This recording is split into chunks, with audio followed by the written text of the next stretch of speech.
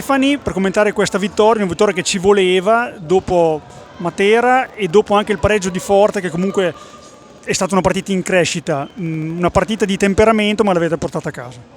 Sì, è una vittoria che ce la meritavamo, soprattutto dopo martedì, che purtroppo abbiamo perso la semifinale con ovviamente grande rammarico, perché tutta la squadra ci teneva veramente tanto e sono contento che siamo arrivati a questa gara in questo modo, con questa determinazione che non era scontato, e mi fa piacere che la squadra abbia risposto in questo modo dopo una sconfitta importante come quella di martedì sera.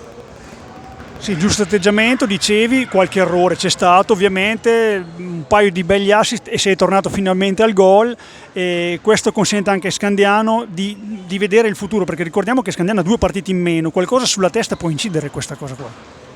Sì, noi al momento abbiamo 2 partite in meno, quindi magari in classifica ci ritroviamo con meno punti rispetto alle squadre che sono avanti a noi, ma penso che durante la settimana stiamo lavorando per recuperare questo gap di punti.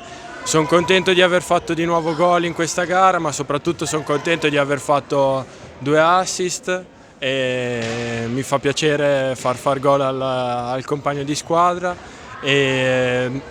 Ovviamente degli errori, dei piccoli dettagli ci sono stati, ma alla fine tutto sommato la partita è stata positiva per la nostra squadra. Grazie e ancora complimenti. Grazie a voi.